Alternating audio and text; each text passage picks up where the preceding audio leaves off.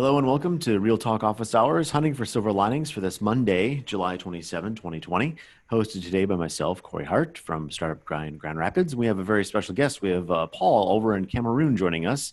So excited to be learning about their local ecosystem and the region as well, and how they plug into the global ecosystem of Startup Grind. So we are brought to you by Startup Grind, the world's largest startup community with 600 plus chapters in over 125 countries. We operate with a mission to educate, inspire, and connect. And we're driven by three values: that's make friends and not contacts, help others before you help yourself, and give before you take. Now, this pandemic, it has been and will continue to be the great global leveler. And as entrepreneurs, we need to do our very best for our teams, our businesses, our families, and we need to be informed, rational, analytical, and rigorous in our thinking. We should also learn to control our biases as they emerge in various circumstances. Now, we do invite everyone to join us live every Monday, Wednesday, and Friday, but most of everyone does view these recordings after the fact. And we do this to track the intersection of facts, biases, and action through our review of the global financial markets, alongside with check-ins and real talk with Startup Grind chapter directors, entrepreneurs, and ecosystem stakeholders from around the world. We do this because no one has a crystal ball, but if we keep our eyes and ears open and pay attention, we may be able to see around the bend, and with some luck, spot the silver linings that are around every cloud. So if you miss the live events, you can view the recordings at startupgrind.com/grand-rapids. And a little bit of housekeeping before we get started with our interview with Paul is comments made and views expressed by all participants in this podcast are not intended to invite or incite individuals, entrepreneurs, or investors to buy or sell financial assets, real assets, commodities, futures, and or options. The purpose of this podcast is to educate and to inform, not to trade or to invest. If you feel compelled to trade and or invest, please call your broker. Remember, however, risk is everywhere, even when you think that you are not taking a risk. So with all that out of the way, we can get into introducing our special guest today from Cameroon. Paul, hi there. Thanks so much for joining us. Hi, Mr. Corey. Thanks so much for the invitation, and I'm really honored to be on this on the show to give insights to what is happening in my ecosystem, especially in Cameroon and Africa at large. Awesome. So to begin with, it'd be really great to learn a little bit more about you personally. What brought you, what turned you into an entrepreneur? What was your inspiration there? And then maybe what you're doing now, and then how you found Startup Grind. So kind of a lot. Okay, so thank you for the question. It started out in 2009. So since when I was in secondary school around 2004, I just discovered that I love to do business. I was interested when it has to do with the stock exchange. I was just fascinated by it, but I didn't know I would be an entrepreneur. But later on, after my training, I discovered that appetite for working for somebody was not there. I found it. I worked for some people, some companies, some organizations, but that fulfillment was not there. I was not fulfilled. So I started out a social enterprise in 2009 and registered it in 2013. Z-Tech organization. So we started out training young people on how to start businesses and using technology. So our key focus was using technology to amplify whatever impact you're creating. So we started out training entrepreneurs. At that time, entrepreneurship was not really popular because the culture was a bit conservative. Conservative in the sense that, the largest employer was the government, and it's still the government. So your family will tell you either get a job or you work with the government. So they didn't understand things about entrepreneurship. So at that time, it was really a scary, word. But with time, we discovered that, more people were getting into it. And the interest got from the point where I love to turn ideas to enterprises. So you have young people coming to me, they have this idea, and working with them, starting their businesses. They have one or two employees. It gave me so much joy and satisfaction. So I knew this is what I love to do and this is what I want to do. So we created it. We started out a hub called ZTech Hub, an incubation and co-working space where we help entrepreneurs, to work with their ideas. So I think one day I heard about Startup Grind through a friend in the US, told me about this large community where they share, they make friends, and so much I can get so much from the network so I got online, startupgrind.com, so I got so much about it. Then the first event was hosted in Douala, where I went there, met the chapter director then for Startup Grind Douala, got what they were doing. That's how I applied to be part of the community. And it's been excellent because so much I've learned in terms of organizing events, talking to sponsors, working with entrepreneurs, connecting with entrepreneurs all over the world. So that's been a journey so far. So right now, um, we've had events inviting. We had an event last year. We invited one of the promising innovators of the town, Zob Unuhu. We had a fire chat event with him, and because of that, lots of entrepreneurs were birthed out of that event. So more had more saw the reason why they have to go into action. Some that just had ideas said, no, now is the time for me to implement my idea. So the Startup Grind community has really been a booster in terms of giving incentive for entrepreneurs to start their businesses, to grow, and also use the platform of their networks to expand to other regions. For example, I'll give you an example with the director of one of the chapters in South Africa.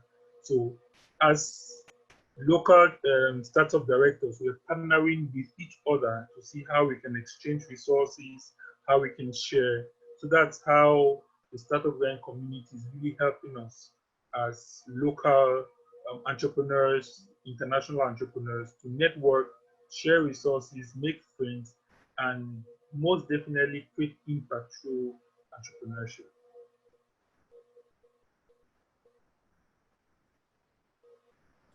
It sounds like you've had quite the journey there, and Yeah. it also sounds like you really um, found what really makes you happy in the work that you do with people. Um, and it also looks by your the review of like your LinkedIn page that you're a very busy person. Like you're doing quite a bit. Can you tell us a little bit about the World Business Angel, right? The international partners for Cameroon. Yes. So in my journey as an entrepreneur, um, in 2019, we saw the need of having a more structured company where we can help investors who are coming to Africa to show them potential, portfolio companies that are doing excellently well, because we saw that, a lot of mismatch was happening in the investment ecosystem in Africa, where you have lots of those investors, angel investors, coming with the notion or with the preconceived ideas of Silicon Valley, coming to it into Africa, and most entrepreneurs were really not profiting from the investment coming in. So we're telling investors this: each country in Africa is first of all different. We're very unique in our culture. So approaching each country, you have to be very careful. So last year we had the African Business Investment Summit, where we brought in entrepreneurs, investors from all over Africa to come and get to talk, face-to-face chats, talk on what is happening, how can they work together, what can entrepreneurs do. So really heart-to-heart conversation. So we had that last year in Kigali, in Rwanda, and we really saw a huge interest from both local angels within Africa who were saying, okay, we have we've worked, we have some money in the account. but how do we invest, right? So that's how my angel journey started, where we started training angels on how to invest in Africa. So in that light, we were joined to the World Business Angels Forum, which is the largest, one of the largest network of business angels in the world, where we're connecting business angels within the African, not just the African ecosystem or investment ecosystem, but the world at large, with the sole purpose of one, to educate. So educate ourselves, share information, and build a capacity and really boost up the investment ecosystem and propose policies that can really help African countries to really attract the right investment for entrepreneurs. So that's how I became the international partner. We are four now. We have a high commissioner and we have three international partners in Cameroon for World Business Angels Forum. And one of the goals is we're organizing workshops for now, virtual workshops, to really give incentives for those who are already in businesses that have a certain income to get to invest. Because one of the things we realize normally is the lack of startup capital.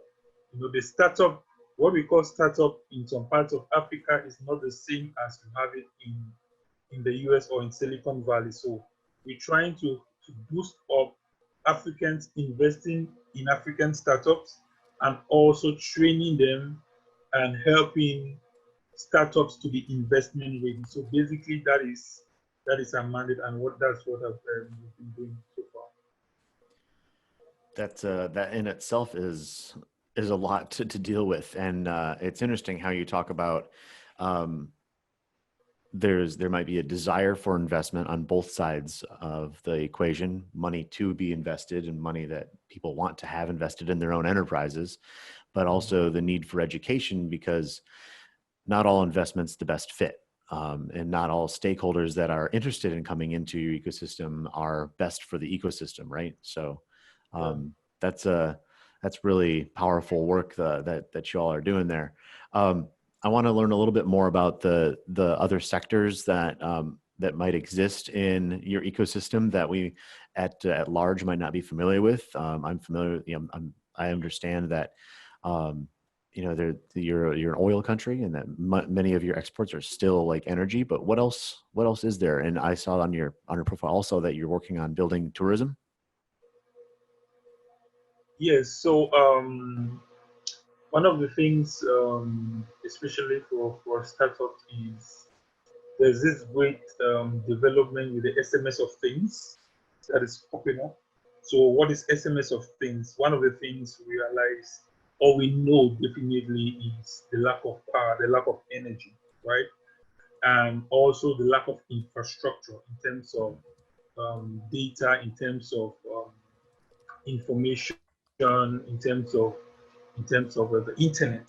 So one of the things we realize is the internet penetration is very low. It's not really high, even though we know it's gradually improving because in terms of mobile telecommunication, we have the largest number of mobile phone users in the world. So we know it's evolving and with time. So, but one of the things we realize, since we're the largest number of telephone users in the world, the normal service everybody uses is SMS. So you don't need internet and stuff. So one of the products that we have like within our ecosystem is we have lots of startups that are developing solutions in that area. And one of them is like the person I told you about who has Zoom that has developed, a car tracking app using SMS. So it tells you the location of your car. You can immobilize your car. It tells you the usage of the petrol all through SMS. So we're trying to use more of SMS in order to develop applications and solutions, right? So also you have startups using USSD. So USSD is just a form of code where you type in like *123*4. It gives you a menu and you can get information back and forth from the server. So simple solutions like that that don't really require huge data internet for us to get to broadcast. Now with the advent of the COVID, we've seen a lot of startups emerging in educational technology where they use also SMS, they use the internet, they use various platforms to deliver customized training to, to a certain audience. So we're seeing the rise of educational technology, SMS, SMS of things. We're also seeing um, a rise in local manufacturing, something that we've not seen for a greater period, because most times when a small company needs to produce maybe packaging, they go to China because it's cheaper, right? So Mhm. with the closure of the borders, we had to look inwards. So it helped, or it boosted up local production, because you had these startups that are producing machineries that had to boost up, their production line. That had to work on the efficiency of their product. So we have lots of local startups coming to us that are involved in creating local machines. And I think with that, there's an increase, and there are more startups, developing from that area. So definitely, manufacturing is local manufacturing, production of local equipment. It's really on the rise. So those are the key sectors that are, that we are seeing an increase in terms of people um, soliciting for our services, needing our advice and stuff. Another thing I would say is in the area of fintech, we're also seeing a rise in fintech, how people move their monies. So many banks and so many companies that didn't really embrace technology. They still had so many manual processes.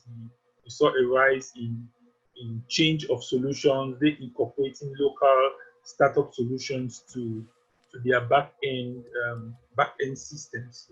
So those are the things we are noticing in the community so far. That's really thank you for the very comprehensive review there, and that's really interesting. The SMS of things, as it relates also to infrastructure, and a question on that. Then, so as entrepreneurs are looking to get their startups off the ground, is banking a barrier as far as getting access to capital, whether it's more informal, like means of moving money, or um, is it, yeah, I guess that's my, if you understand what I'm asking. Yeah, sure. The banking system, it's really very different, and so much has to be done in the level of policies and investment incentives.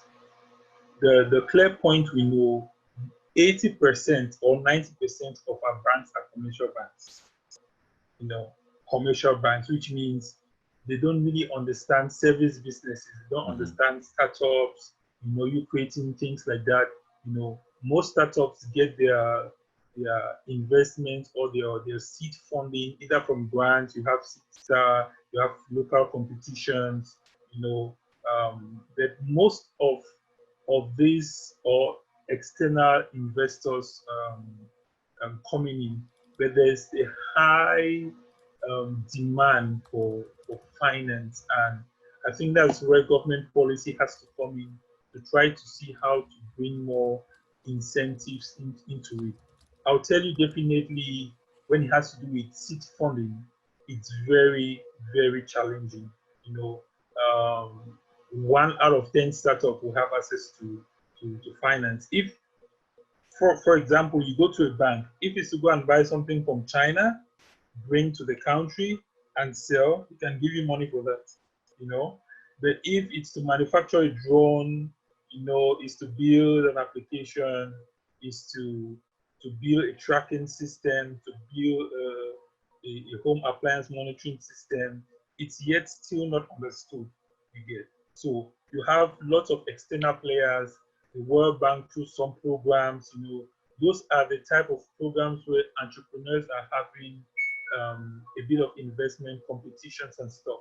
Mm-hmm. But through the local banking system, it's very difficult. So entrepreneurs have moved into what we call the Jangi. So Jangi is it's like peer-to-peer lending, you know, which is not like on a higher scale. So you have little loans like $5,000, $4,000, $3,000 that you can gain from those peer-to-peer lending systems that we use now to boost up um, what they are doing. So access to finance, because looking at the survey we carried out during this COVID period, the first 80% have issues of access to finance. You Mm-hmm. know, they lack finances to carry out certain projects. Some just had 3 months to survive. Funds just for 3 months to survive. More than 70%, had funds for 3 months.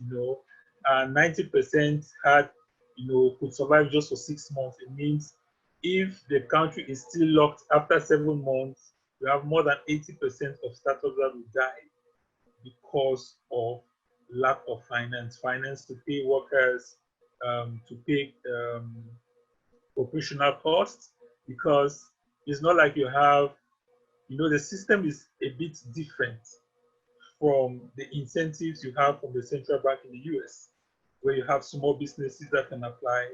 Yeah, it's not non-existent. So startups or small companies had incentives in terms of taxation from the government. But most of these startups, they don't even, they're not importing anything. They Mm-hmm. are at the level of operations, paying suppliers, running their IT infrastructure, paying staff. So that is where they had issues. So you had more than 60% of those startups, had to terminate lots of employment. So um, some sent many for temporary leave, unpaid leave, and things like that. So the economy was really hit by the startups. Some were not prepared, and this is also a good and sweet moment, because lots of startups that didn't fancy or didn't see technology as a mainframe infrastructure for them had to adopt. So many startups had to change their business model because of that, to have funds coming. They started manufacturing masks. Some started doing hand sanitizers. Some started doing food deliveries, home deliveries. So changing their business model to have access to a bit of capital to keep them going for a while.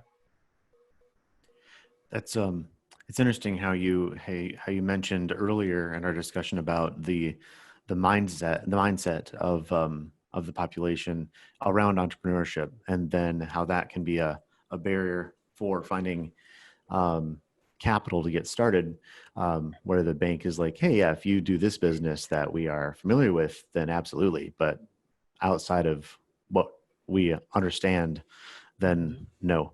But that's also, I think, a lot of entrepreneurs around the world have that experience as well.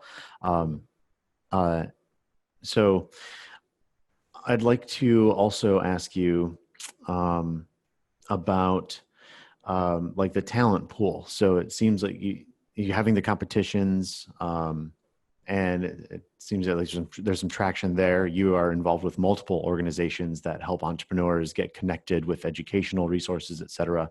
So, Mhm. and this is related to that mindset. So as entrepreneurship becomes more popular or more acceptable among friends and family to be an option, um, what does the talent look like as far as the density and availability? Are you importing talent, exporting talent? A lot of support for universities. Mhm.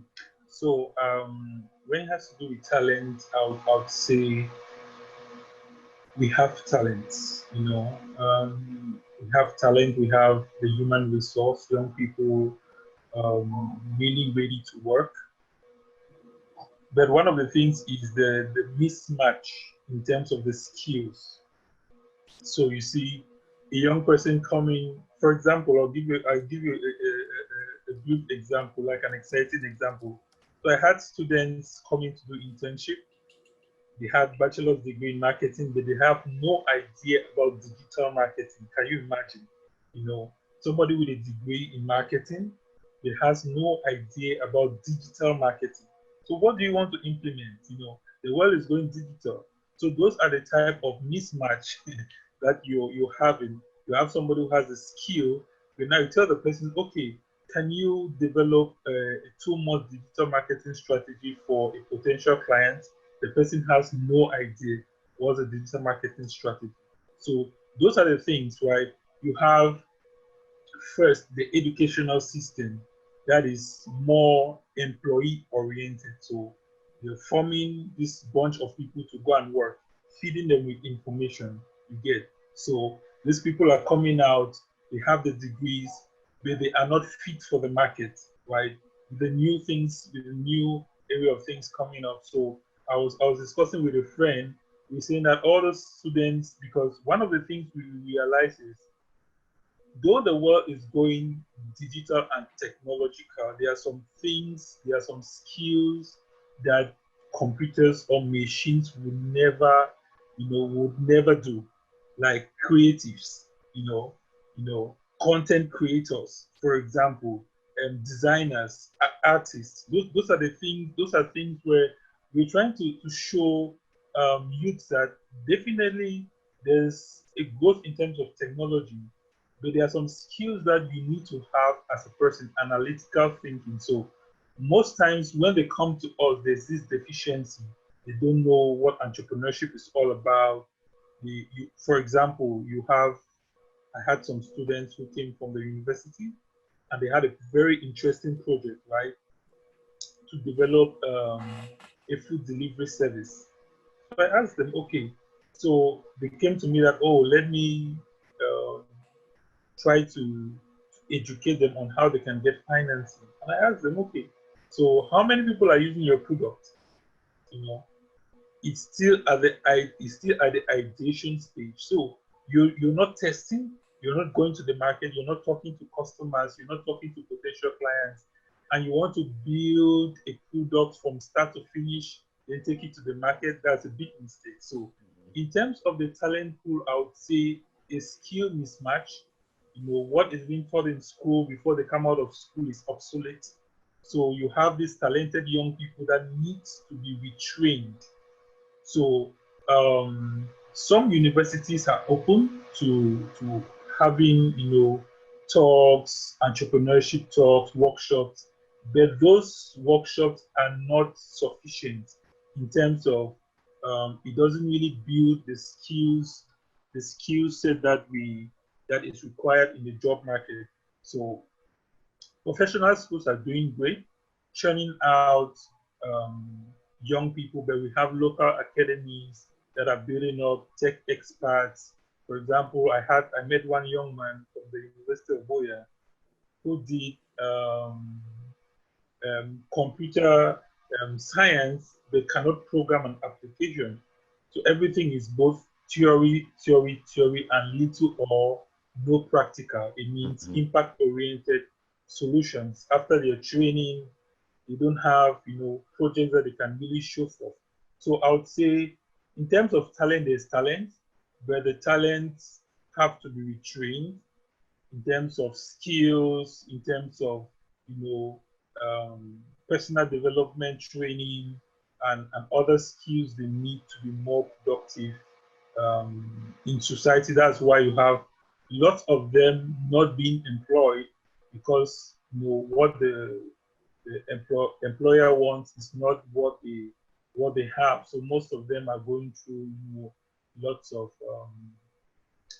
training. But I think with the momentum that is happening now, you have lots of them that are really getting into entrepreneurship, and the, the idea is there. Most of them, we go to universities, we go to secondary schools, we educate them, we show them what is possible, and that is building up. With other people doing great things, I think that is building up enough momentum to have a very skillful and talented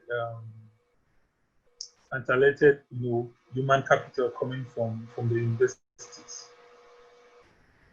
Yeah, it's a really important part of the ecosystem. I mean, capital is important, talent's important, and then, building enough of it so you have enough density that, Mm-hmm. people can, like, the atoms rub together to make some energy. Um, Yeah. Now, so if we're having that mismatch when people come out of university, um, are there accelerators or incubators that are filling that void that people can find and get access to? Okay. A survey was done by Writer Bridges, Labs, even GISMA. So a survey was done. Um, Totaling the number of incubators in Africa was about 600 and something, which is very small. In Cameroon, we have less than 20 incubators, active incubators. In my city, the only, no, we have two incubators. In the region, we have 4 incubators. So it's relatively small for the number of, more than 20,000 students. More than 20,000 students for 3 to 4 incubators. So we have more has to be done. We are still trying to navigate the incubation and acceleration space because it's new in Africa, even though we are seeing a multiplicity of incubators and accelerators. But most of these incubators still need training, in order to be effective. So I'm a member of AfriLabs. AfriLabs is the largest network of hubs and incubators. And we're going through a capacity development program funded by the French Development Agency to build up the capacity of those in those hubs to properly roll out, programs and stuff. So in terms of the number is relatively small compared to the number of potential entrepreneurs that we have. And also, it's not just the number, but the effectiveness of the programs. So I think that is also what is being worked on. But in order for us to have more impact, we need more. I would say we need about 3 or 4 incubators or accelerators in every city. More than in every town. Let me say town, in every town, because from what has happened or from the impact we've seen, we are very sure that if these incubators were not present, because we have a 90% failure rate, right, of startups, definitely worldwide, that's the statistics. We have a 90% failure rate of startups. And I believe if you didn't have these incubators around, even though it's a handful, the failure rate will be more than 110%. So I believe they are doing a great work.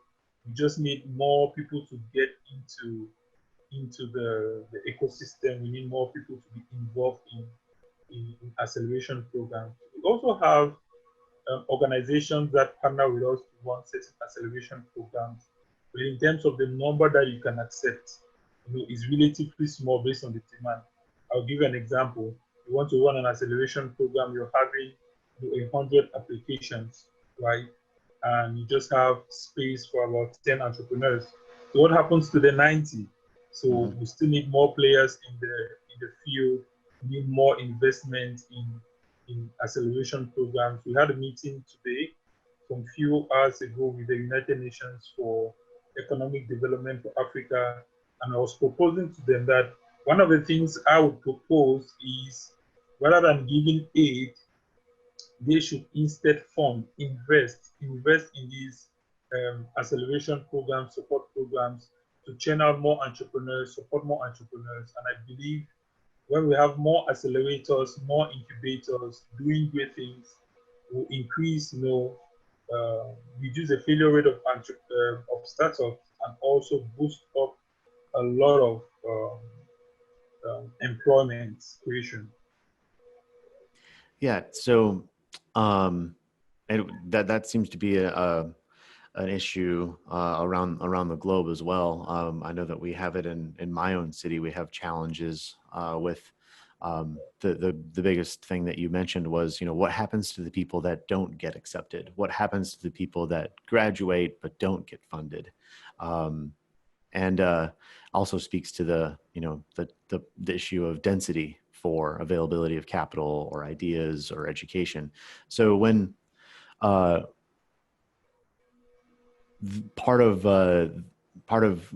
getting more accelerators or incubators in every city, et cetera, is sparking some demand for it, right? So, and part of that is being able to know somebody who has successfully started a business Mhm. or graduated from an accelerator. So how do people hear about those opportunities if they're not aware of the fact that they even exist? Maybe so they don't even know to do a search or ask around. How do people find out about things? Is there a informal like a network of entrepreneurs beyond just like Startup Grind and other organizations, or um, is there press or publications? Is it radio, television? Do you understand what I'm asking? Yes, I understand what you're asking. You know, one of the things we also need to recognize is most of these accelerators are run by individuals. Some are run by organizations, and the resources is really small. We did a little survey, and we noticed that, just and basic operations for these incubators and accelerators, they don't really have the capacity to do like massive publicity because they are concentrated on, what they have to do. They have with the limited resources. But one of the ways in which we send the message out is through workshops. So going to schools, showing success stories, going to universities, you know, telling them about exciting opportunities that are there. Um, is an incentive for them. Partnering also with local councils. So these local councils now get to invite entrepreneurs that we get to work with. We have training programs. Um, the main area of information spread is social media. Apart from social media, we have a lot of word of mouth. So you have this entrepreneur who comes to me and has this idea, and I just get to have maybe a few minutes of mentorship with the person, and you know telling the person, okay, why not start a team, create a team. So from there you have other people that are solicited. Our hub is also used as a means of employment. So people come to us, oh, we need a digital marketer. Please, can you link up with this? So we also use the hub to connect people and skills. So companies are aware of our services. We offer business support services. So with that also, businesses are aware, okay, there's this hub doing this, we have this going on. So using our network to really get the message out there. And another thing is, like you talked about the need. As I said, it's still a growing ecosystem in Africa in general, Mm-hmm. and you have lots of so lots of times we get to inform the community through community programs. So, for example, we'll talk about a program of how do you start a business with little or no money. So, with that, you have people coming to the hub, and now they get to learn about the programs of the hub, what the hub is doing, the various acceleration programs we have, the various programs we have from ideation to growth and to expansion. So they get to see, oh, there's a need for this.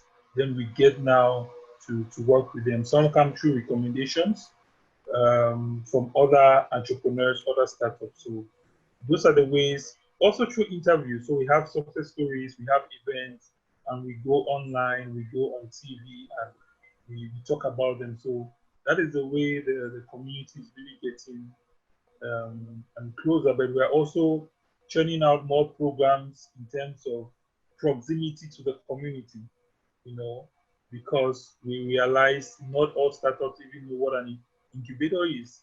So what is the use of an incubator? Why not just sit and try to design what I'm doing? So there's also an increase in co-working spaces.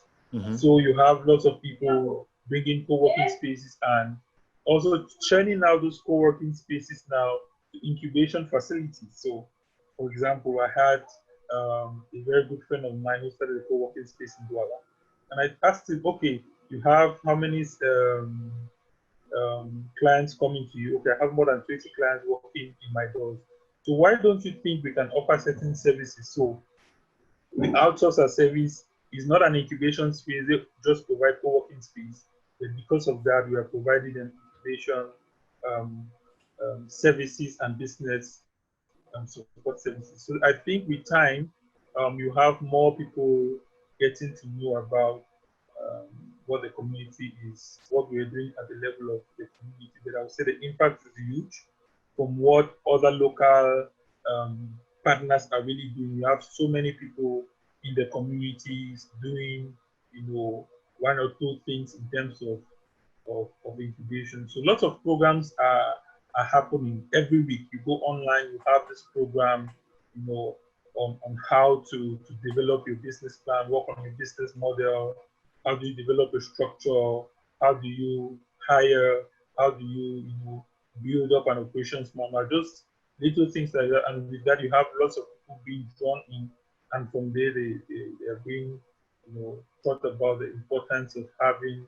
going through a structured program, because with that it helps to create more like what Y Combinator is doing. We accepted, when they made the mistake, is it last year or 2 years ago, they accepted over 20,000 startups were part of it, and we benefited from that system, and we learned a lot about the Y Combinator system, and those are the things we're also implementing over here.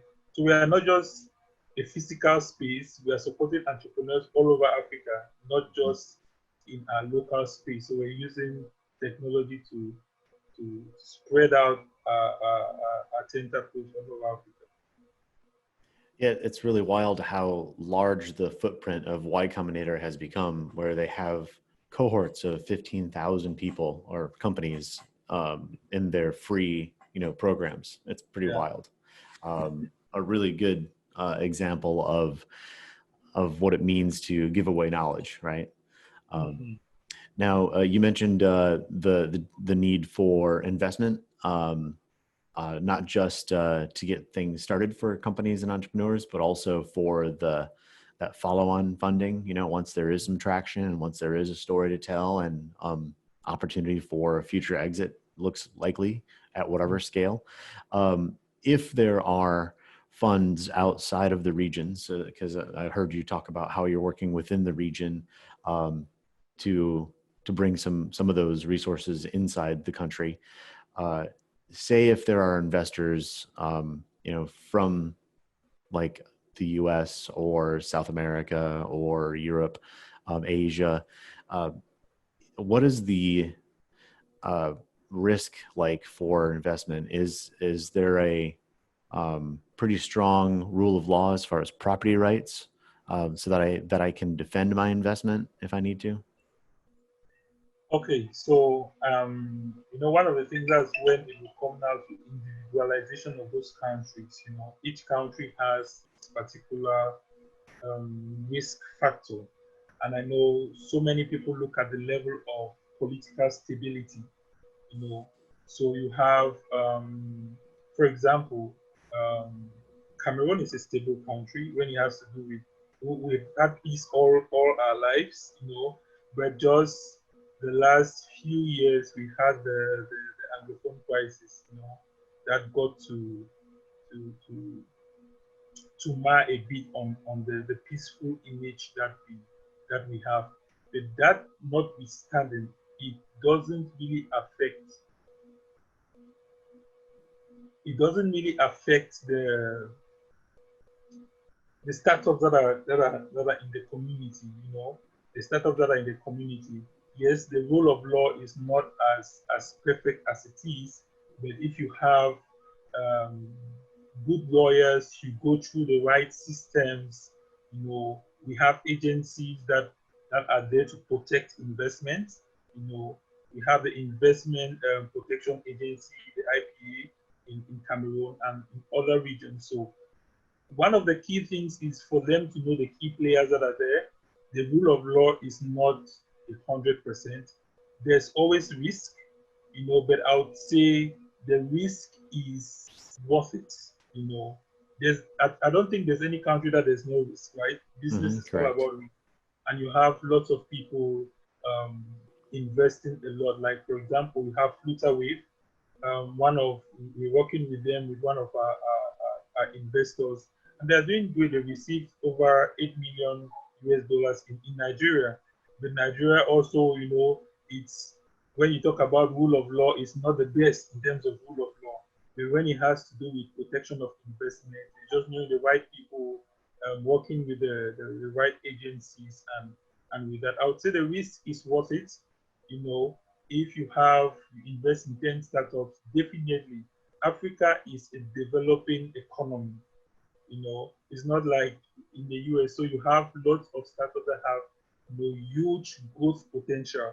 That when you invest your money, you're not. One of the things we also need to know in business in Africa is when you're not too involved in political things, the government has no business with you. You can do your business; they don't have Hmm. any problem. But it's when you want to get into politics and lots of things, that's where you have a lot of interference. Because I've seen lots of people investing and I've not seen them having, issues in terms of recovering their investments. I've not seen like major issues where someone invests money. Definitely there's some countries where they restrict repatriation of capital. But I think is that's why I said when an investor is coming in, it's good to study the ecosystem, know the countries individually, but in terms of the risk measure, I would say it's worth it's worth the risk because with less than $2 million invested, you're churning out a lot of profit Hmm. in about 5 years that you cannot have in the US. So there are lots of opportunities here. I would say study the market, come with the right players, make sure you do the right thing, and so long as you're doing right, you're impacting, you're investing in the right places, your documentation is okay, you understand the financial system of that particular country, you not really have any problem. You have lots of investment coming to Nigeria. You have Google in Nigeria, Facebook in Nigeria, in other African countries, other West African countries. South Africa is even a model for Africa, But I think with more and more in terms of democracy advancing, you have, the rule of law and so many things. I would say I've not really had a case that I would say you have somebody that was shortchanged, invested money. Normally, you have instances where somebody invested money and it didn't really produce based on they didn't study the business model at all. But when it has to do with certain things, I think there are systems or there are organizations that you can take. So, for example, if you have a problem in Cameroon, you can go at the level of the Central African region Hmm. for those disputes to be resolved. But in terms of rule of law, I think we're getting there. There is still a great, the best place to invest is where there's even no rule of law, right?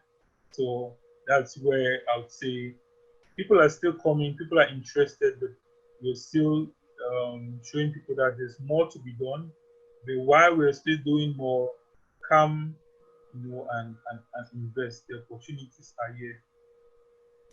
Yeah, I think one of the benefits of doing a program like this um, is to help people understand what the opportunities are, and that they're worth looking at.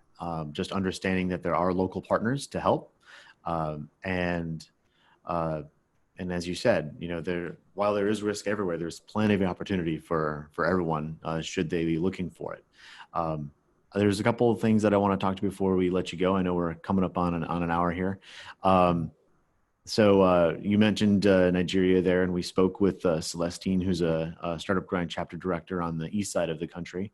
And she mentioned how the government there has a specific program aimed at helping to benefit women entrepreneurs. The topic of equity and female entrepreneurship in Cameroon, can you speak on that just a little bit? Okay, so I would say we have so many programs that are being rolled out by even the Ministry of Agriculture for support women. You know, one of the policies, especially in Cameroon, is women don't have access to land. You know, if for example, the laws they see the man more in terms of possession of the land than the woman. You know, so most women don't have access to land, and the highest number of, of entrepreneurs, agri entrepreneurs, are women. If you see, so the government has turned out programs to help small scale farmers that are doing cassava, maize production, mushroom, you know, at that level, but the impact is not really felt. There's so much is being done. There are other organizations like the UN Women that are also doing great, working with local partners to really support female entrepreneurship. If you look at if I look at a survey, the number of entrepreneurs we have, I would say 70% are men and 30% women, you know.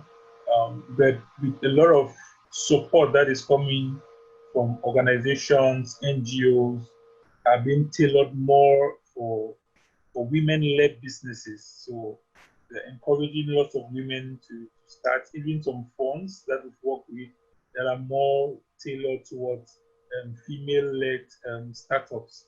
So I would say it's really timid because we have a great cultural heritage where at that time women were believed to be keepers of the home, you know. So you have lots of women indoctrinated with the culture of okay, when your highest achievement is getting married. So the paradigm shift is being broken, but it will take a lot of time as lots of players are getting into the game to really encourage more women to get into entrepreneurship. So if you look at in terms of the top tier of women startups you have in terms of agri businesses, lots of women are involved in agricultural businesses. Lots of women are involved in designing, making of clothes. You know, that is really the sector that you have lots of female entrepreneurs in beat making, makeup. You know, you have few women getting into tech, and with the working with the because we're also a chapter for Google Developers Group. So we have a women in tech community, and also through that we're helping to boost more women into technology. If you look at the survey, you have less than 20% of women into technology because in schools you have lots of girls who really drop out from STEM, you know, but you have lots of STEM organizations also helping out in that. So I would say it's really is still in the infancy, but you have lots of women even within the communities that are success stories that are pushing the envelope. They are really training more women. You have the Ministry of Women and Family, of Child and the Family. So they are more. You have women empowerment centers, like for example in the city of Limbe, you have one that they are doing great work in terms of building up the capacities of women and also working with them to train them how to start businesses. We also have the handicap center that you have, 60% of them are women who have that are doing handwork, handcrafts, designing a lot of things. So I would say it's really promising, and I believe based on our data that we have, women are women have more stable startups than men. Women have more stable startups than men. I don't know Mm-hmm. about other countries, but women-led startups are more stable financially, properly managed in terms of human resource. So I believe the future is the women and the youth. So I believe every ecosystem that is powered by women and the youth has a future. Yeah, we see that data, coming everywhere from, emerging markets to successful, mature ecosystems as well across the board. And even the mature ecosystems are having a challenge in this area. It's a global challenge. Mm-hmm. Um, so the one of the last question I like to ask all of our directors that we have on the program is what can the Startup Grind community do for you personally, Paul, and then also your ecosystem? How can we help? Okay, so I think the series of things, I think the first is in terms of mentorship. So you have lots of entrepreneurs doing great things, and we've seen the power of mentorship. So what do I mean mentorship? Getting to build not just a personal relationship with the startup, but helping the startup to move from step A to step B, right?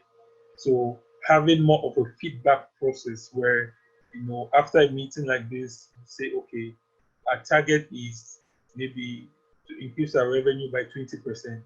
You know, having those startups, having those mentors, sorry, working with the startups, both male-led and female-led. The next thing I would say is in terms of resources, right?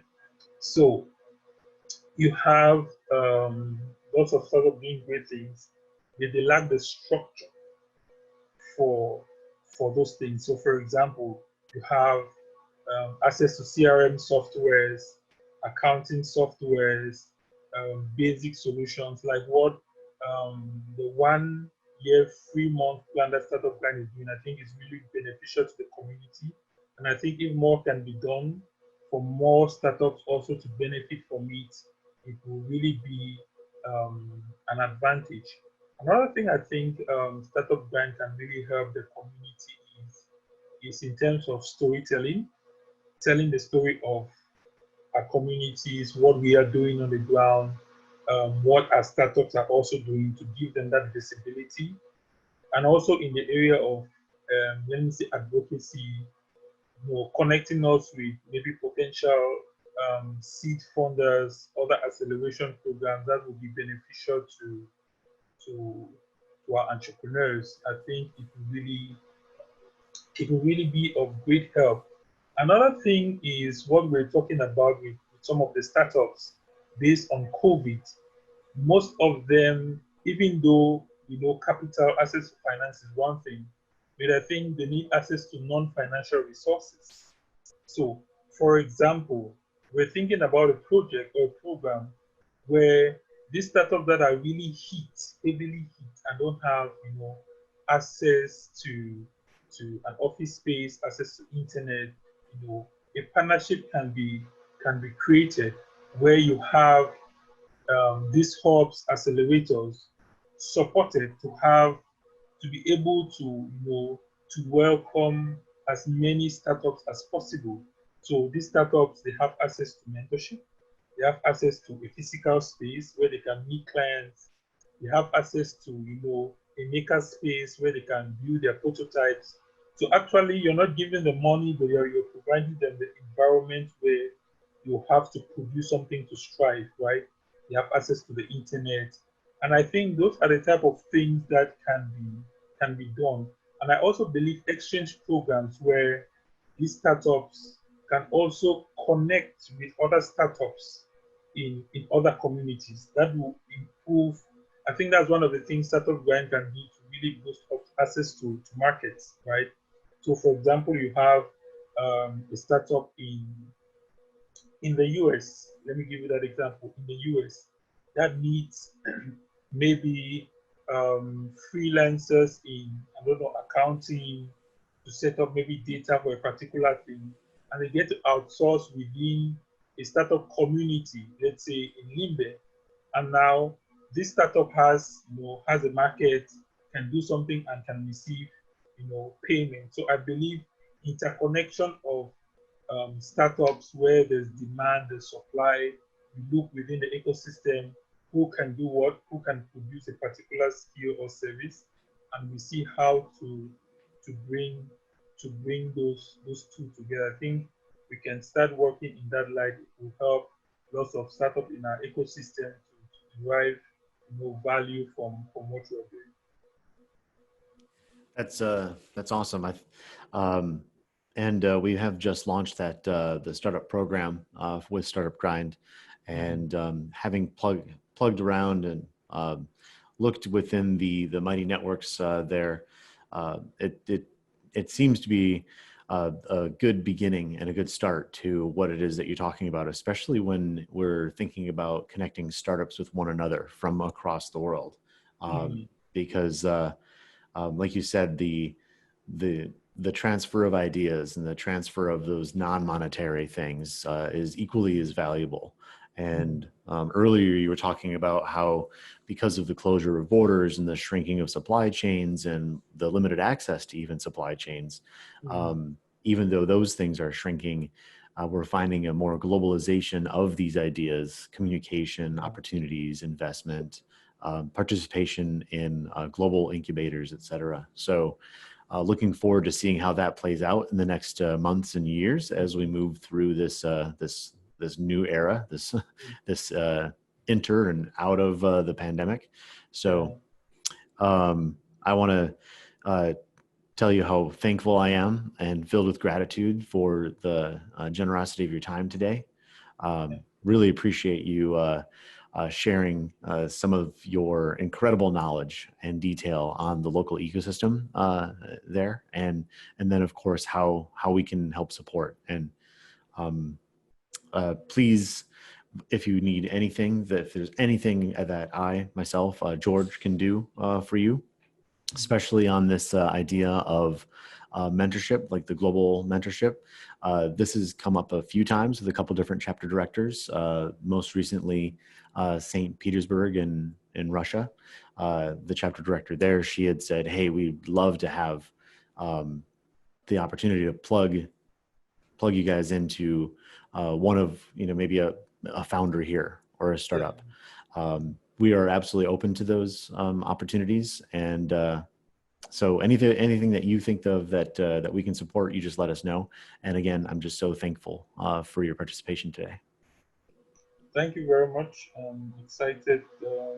When Maria Soto contacted me and said it's a good opportunity, I think more of this, even within, we have an African startup group. So we have a chapter director group there, and we were really excited when we get to learn, exchange resources, get to know about what others are doing. And I think this is the way forward for impact, in Africa.